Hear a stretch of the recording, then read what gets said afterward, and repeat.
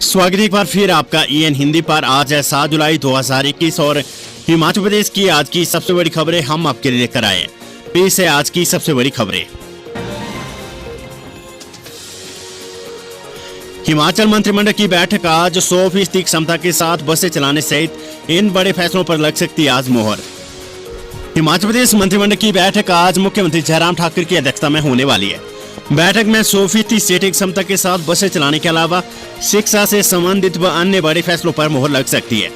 हिमाचल में 100% सीटिंग क्षमता के साथ बसें चलाने का प्रस्ताव परिवहन विभाग ने तैयार कर लिया है। कैबिनेट की इस बैठक में इस प्रस्ताव पर मोहर लग सकती है। वर्तमान में प्रदेश और बाहरी राज्यों के लिए 50% क्षमता के साथ बसें चलाई जा रही है। परिवहन निगम भी बसों में सवारियों की ऑक्यूपेंसी बढ़ाने की मांग कर रहा है। प्रदेश में इस समय करीब 1500 बसें रूटों पर दौड़ाई जा रही है, जबकि बाहरी राज्यों के लिए 317 बसें चलाई जा रही है। परिवहन निगम का मानना है कि अगर सरकार 100% सीटिंग क्षमता बढ़ाने के साथ आदेश जारी करती है तो प्रदेश और बाहरी राज्यों के रूटों पर 3300 बसें चलाई जाएगी। इसी तरह कॉलेज में प्रथम वर्ष के विद्यार्थियों की ऑफलाइन परीक्षाएं होने के आसार कम दिखाई दे रही है। कैबिनेट बैठक में इस मामले को लेकर चर्चा होगी। कई विद्यालय ऑनलाइन परीक्षाएं ले रहे प्रथम वर्ष के कई विद्यार्थियों की आयु 18 वर्ष से कम होने के चलते समस्या खड़ी हुई है। मंत्री महेंद्र सिंह बोले, मैंने मजाक में कही थी शिक्षकों को लेकर बात, उसे अन्यथा ना लिए जाए। शिक्षकों के खिलाफ की गई अभद्र टिप्पणी को लेकर उठे विवाद पर हिमाचल प्रदेश के कैबिनेट मंत्री महेंद्र सिंह ठाकुर ने अपनी सफाई दी है। मंत्री महेंद्र सिंह ठाकुर ने कहा कि मैंने मजाक में शिक्षकों को लेकर बात कही थी, उसे अन्यथा ना लिया जाए। मेरे बयान से अगर किसी को ठेस पहुंची तो मैं अपने शब्द वापस लेता हूं। राज्य सचिवालय में पत्रकारों के साथ अनौपचारिक बातचीत में मंत्री ने कहा कि किसी भी वर्ग या समाज को ठेस पहुंचाने की उनकी कोई मंशा नहीं थी। मंत्री महेंद्र सिंह ठाकुर ने कहा कि भाजपा सरकार ने पीटीए, पैट और पैरा शिक्षकों की कैबिनेट बैठकों में जमकर वकालत की है। कांग्रेस सरकार ने इन शिक्षकों को मझधार में छोड़ दिया था। मुख्यमंत्री जयराम ठाकुर ने सहानुभूतिपूर्वक इस मामले को सुलझाते हुए शिक्षकों को बड़ी राहत दी है। बता दें, बीते 4 जुलाई को कुल्लू में जल शक्ति मंत्री महेंद्र सिंह ठाकुर ने कोरोना के बीच सेवाएं देने वाले मास्टरों की खिल्ली उड़ाई थी। मुख्यमंत्री जयराम ठाकुर ने चेताया, मंत्री विधायक संयम में रहकर करे बयानबाजी। जल शक्ति मंत्री महेंद्र सिंह ठाकुर ने शिक्षकों को लेकर दिए बयान के बाद मचे बवाल पर मुख्यमंत्री जयराम ठाकुर ने मंत्री और विधायकों को चेताया कि कर्मचारियों के खिलाफ गलत बयानबाजी न करे और संयम रखे। मंत्री की बयानबाजी से नाराज शिक्षक संघों को मनाने के लिए सीएम जयराम ठाकुर को खुद मोर्चा संभालना पड़ा है। सीएम ने मामले में प्रदेश भर में हो रहे विरोध को शांत करने के लिए हस्तक्षेप करते हुए मंगलवार को विभिन्न शिक्षक संगठनों से मंडी में बैठक की है। मुख्यमंत्री ने सीएनबी संघ के अध्यक्ष चमनलाल ठाकुर, प्राथमिक शिक्षक संघ के अध्यक्ष हेमराज ठाकुर, स्कूल प्रवक्ता संघ के अध्यक्ष केसर सिंह ठाकुर, हिमाचल राजकीय अध्यापक संघ के अध्यक्ष नरेश महाजन सहित इन संगठनों के अलावा जिला मंडी के अध्यक्ष व अन्य पदाधिकारियों से इस मामले पर विस्तृत चर्चा की है। उन्होंने कहा कि उनकी सरकार और वे शिक्षकों का सम्मान करते हैं। राष्ट्रीय शिक्षा नीति अब तीसरी, 5वीं और 8वीं कक्षा में भी फेल होगी विद्यार्थी। हिमाचल प्रदेश के सरकारी और निजी स्कूलों में अब तीसरी, 5वीं और 8वीं कक्षा में भी विद्यार्थी फेल किए जाएंगे। परीक्षा परिणाम के आधार पर इन्हें अगली कक्षा में भेजा जाएगा। राष्ट्रीय शिक्षा नीति में हुए नए प्रावधान को लागू करने के लिए बुधवार को प्रस्तावित कैबिनेट की बैठक में प्रस्ताव लाया जाएगा।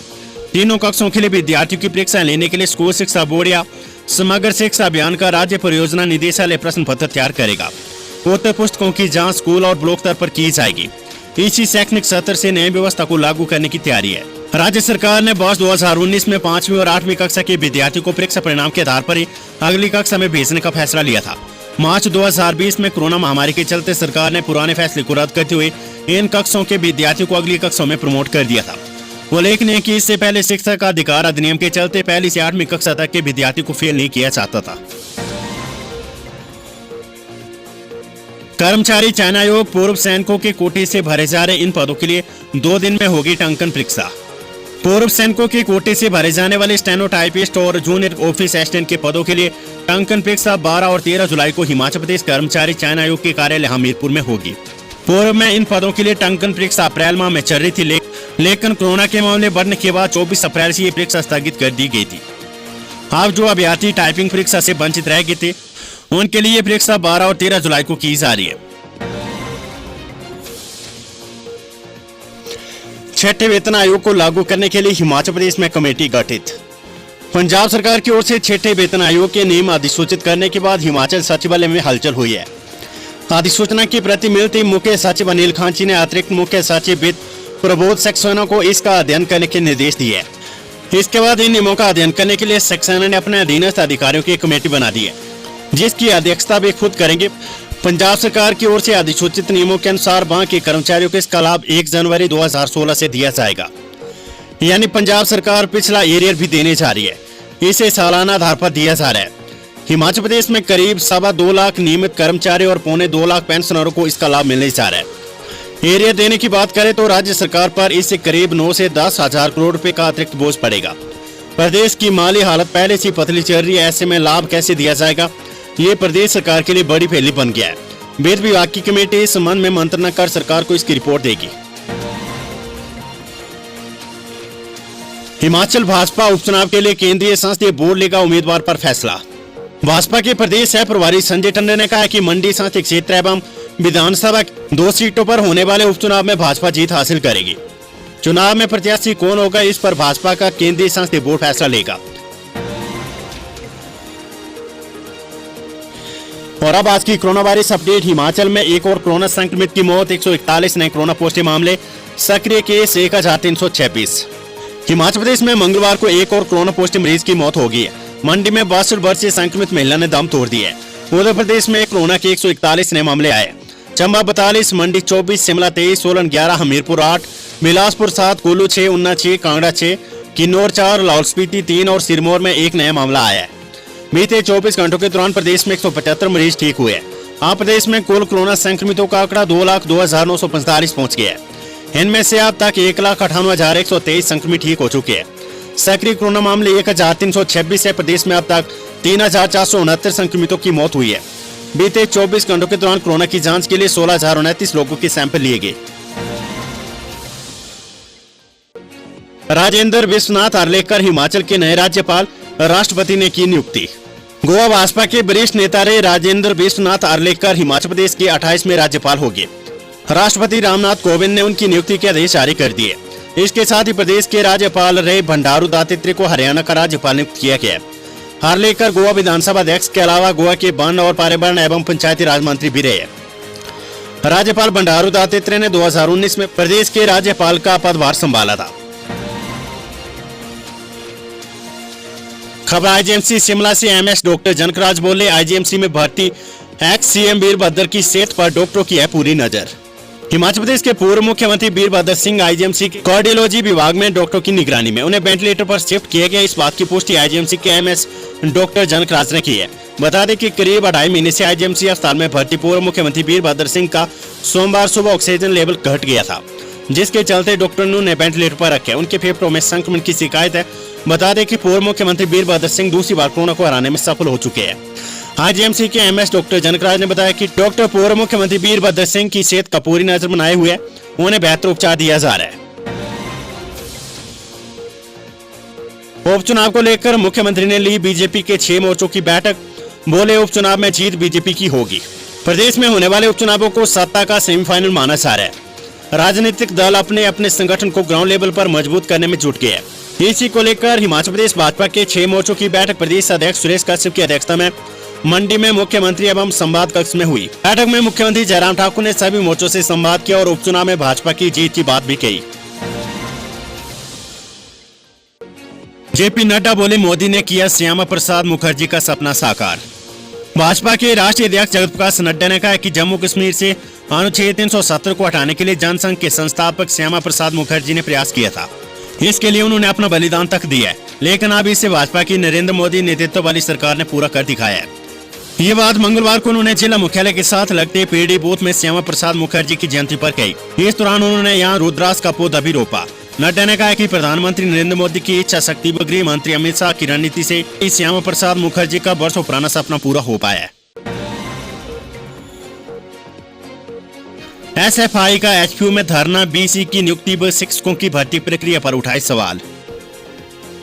स्टूडेंट फेडरेशन ऑफ इंडिया ने मंगलवार को हिमाचल प्रदेश विश्वविद्यालय के पिंक फेटलेस चौक पर धरना दिया है। धरने के माध्यम से एसएफआई कार्यकर्ताओं ने विश्वविद्यालय के उप कुलपति की नियुक्ति और शिक्षकों के पदों पर हुई भर्ती प्रक्रिया पर सवाल उठाए और मामले की जांच की मांग की है। धरने के माध्यम से एसएफआई कार्यकर्ताओं ने विद्यालय में उप कुलपति की नियुक्ति व शिक्षकों के पदों पर हुई भर्ती प्रक्रिया पर सवाल उठाए और मामले की जांच की मांग की है। प्रदेश कांग्रेस प्रभारी राजीव शुक्ला के सामने लगे आम कार्यकर्ताओं को टिकट देने के नारे। कांगड़ा जिले के फतेहपुर विधानसभा उपचुनाव को लेकर राजनीतिक सरगर्मियां तेज हो गई है। इस विधानसभा के उपचुनाव में पार्टी की टिकट को लेकर कांग्रेस कार्यकर्ता भी अपनी अपनी सेटिंग करने में जुटे हैं। मंगलवार को प्रदेश कांग्रेस प्रभारी राजीव शुक्ला के सामने भी फतेहपुर से पहुंचे कार्यकर्ताओं ने आम कार्यकर्ताओं को टिकट देने की वकालत करते हुए जमकर नारेबाजी की।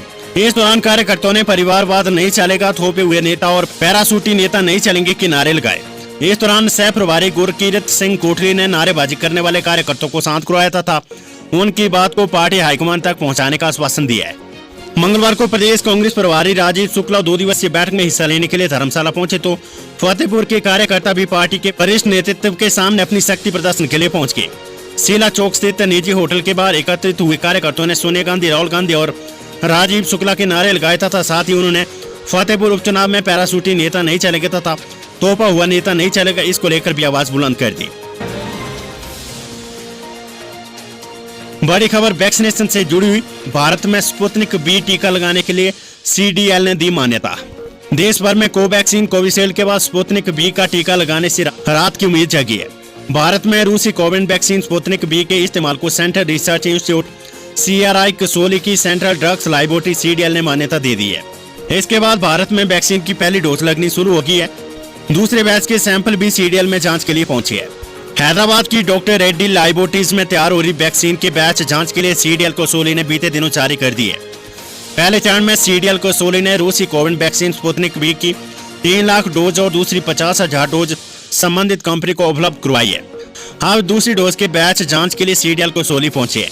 इन्हें CDL सप्ताह में जांच कर रिलीज करेगा। ये जानकारी CDL कसौली ने अपनी वेबसाइट में अपलोड कर दी है। हिल स्टेशनों में कोविड नियमों की जमकर उड़ रही है धज्जियां। शिमला में पुलिस से उलझे सैलानी। हिमाचल प्रदेश सरकार की तरफ से कोविड-19 की बंदिशों में दी गई छूट के बाद राज्य में पर्यटकों की भारी भीड़ उमड़ रही है। बड़ी संख्या में सैलानी शिमला, मनाली, डलहौजी समेत अन्य हिल स्टेशनों में पहुंच रही है। लेकिन इस दौरान कोविड-19 सुरक्षा प्रोटोकॉल की जमकर धज्जियां उड़ाई जा रही है। Weather update. हिमाचल में भारी बारिश का अलर्ट। 12 जुलाई तक झमाझम बरसेंगे बादल। हिमाचल प्रदेश के मैदानी व मध्य पर्वतीय भागों में 6 से 10 जुलाई तक लगातार बारिश तूफान चलने का येलो अलर्ट जारी किया गया है। प्रदेश में 12 जुलाई तक बारिश का दौर जारी रहने का पूर्वानुमान है। ऐसे में लोगों को गर्मी से राहत मिलने की उम्मीद है। उधर मंगलवार को दिन के समय राजधानी शिमला व आसपास के क्षेत्रों में मौसम मिला जुला रहा। धूप खिलने के साथ हल्के बादल भी छाए रहे। इस वर्ष जून में सामान्य से 16% बारिश कम दर्ज हुई है। हिमाचल में BPL की चयन प्रक्रिया बदलेगी, बैठक में फैसला। हिमाचल प्रदेश में BPL की चयन प्रक्रिया बदलेगी। अब अच्छा स्वास्थ्य, अच्छी शिक्षा व अन्य तमाम तरह की सुविधाएं तक पहुंच है या नहीं, इसे भी हिमाचल प्रदेश में BPL की चयन प्रक्रिया बदलेगी। अब अच्छा स्वास्थ्य, अच्छी शिक्षा और अन्य तमाम तरह की सुविधाओं तक पहुंच है कि नहीं, इसे भी BPL चयन के पैरामीटर में शामिल किया जाएगा। सोमवार को इस संबंध में नीति आयोग की वरिष्ठ सलाहकार संयुक्ता के साथ मुख्य सचिव अनिल खांचे और कई विभागों के प्रशासनिक सचिवों की बैठक हुई थी। इसमें तय किया गया कि अब केवल आय व्यय के मानक की गरीबी रेखा नीचे BPL चयन का मानक नहीं होगी, बल्कि अब कई अन्य नए संकेतक भी इसमें जोड़े जाएंगे। वर्तमान में हिमाचल प्रदेश में 8.4% परिवार गरीबी रेखा के नीचे है। नीति आयोग ने हिमाचल प्रदेश समेत तमाम राज्यों में लागू BPL चयन प्रक्रिया को बदलने की जरूरत महसूस की है। अभी भी पुराने प्रचलित मानकों में से कुछ गरीबों का चयन हो रहा है। ऐसे में इसे बदला जा रहा है। ये विशेष है कि प्रदेश में BPL चयन प्रक्रिया पर इससे पहले भी सवाल उठते रहे।